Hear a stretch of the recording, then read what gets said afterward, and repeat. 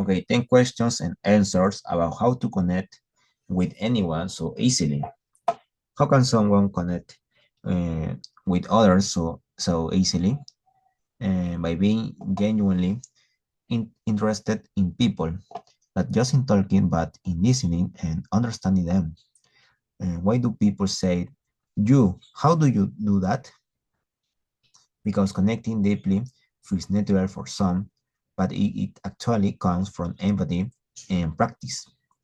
What's the first step to connecting with someone new?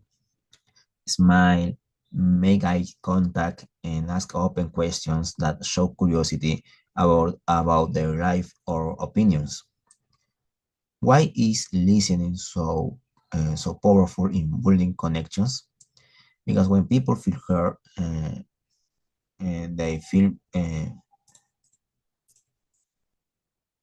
valued, and that creates instant trust. What kind of questions help create a strong connection? Questions that go beyond small talk, like what's something you're passionate about, or what inspires you lately.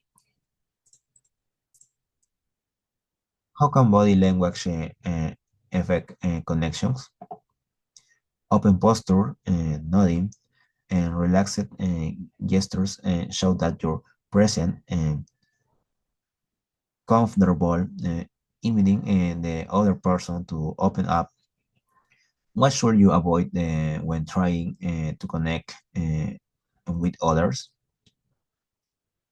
Avoid interrupting, hugging, and making everything about yourself.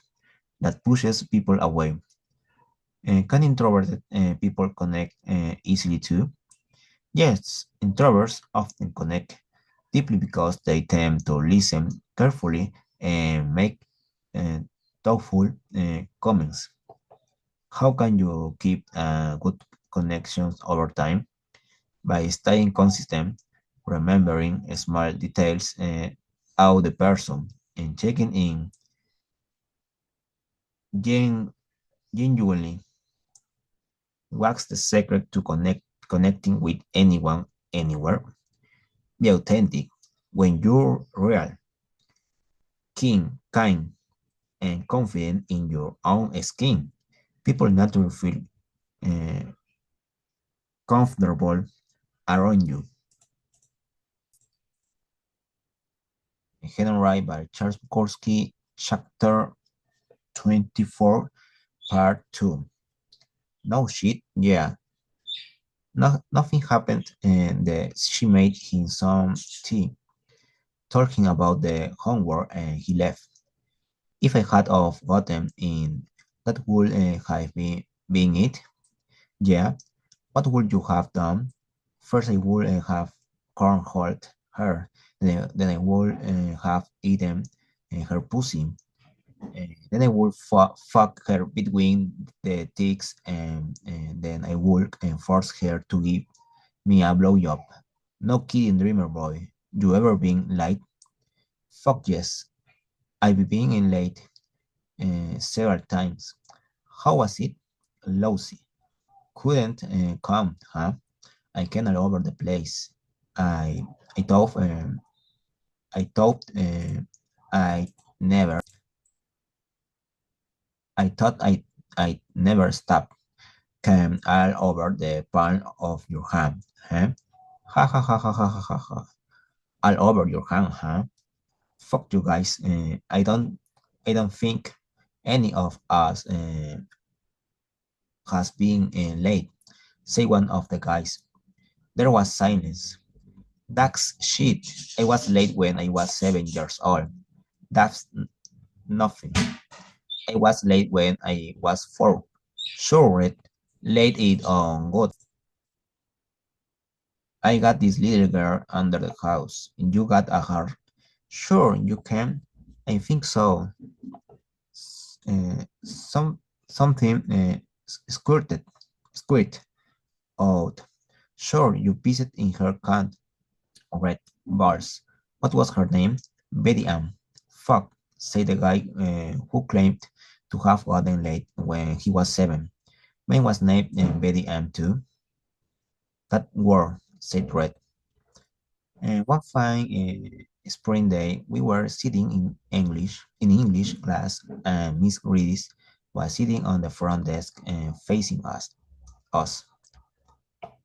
She had her skirt pulled especially high. I was terrified, beautiful, uh, wondrous, and dirty. Such legs, such dicks, and we were very close to the magic. It was unbelievable, unbelievable. Bali sat in the seat across the aisle from me. He reached over and began poking me on the leg with his finger. She's breaking all the records. He whispered, look, look, my God. I said, shut up or she'll pull her skirt down. Baldy pulled his hand back and I waited. We hadn't spoke Miss Gladys. Her skill remained as high as ever. It was truly a day to remember. There wasn't a boy in class without a hair on. And Miss Gladys went on a talking. I'm sure that none of the boys had a work. She was saying. The girls thought, thought turned and glanced at each other as if to say, "This bitch is going too far." Miss Grace couldn't go too far. It was almost as if there weren't even a count up there, but something much better. Those legs. The sun came through the window and poured in on those legs and thighs.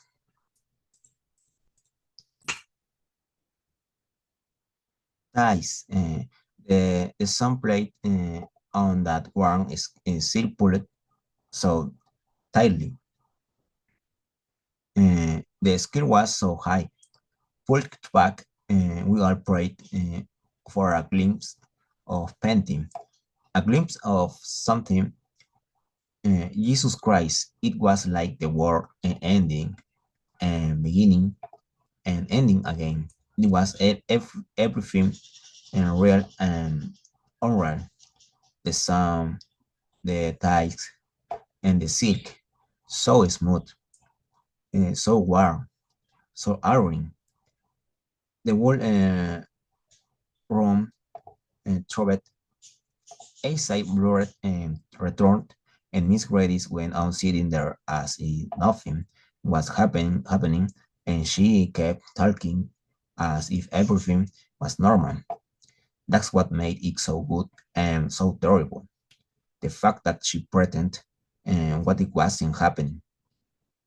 I looked down at my desk thought for a moment and saw the grain in the wood, painting it as if each pattern was a pool of whirling liquid. Then I quickly looked back at the leg and thighs, angered with myself that I had looked away for a moment and perhaps um, missed something. Then the song began. Tom, tom, tom, tom. Richard waited. He sat in a seat in the back. He had huge ears and thick lips. The lips were swollen and monstrous, and he had a very large head. His eyes were almost without color. They didn't reflect interest of intelligence. Had large feet, and his mouth always hung open when he spoke, and the words came out one by one, halting with long pauses in between. He wasn't even a sissy. Nobody ever spoke to him. Nobody knew now what the nobody know what he was doing there in our school.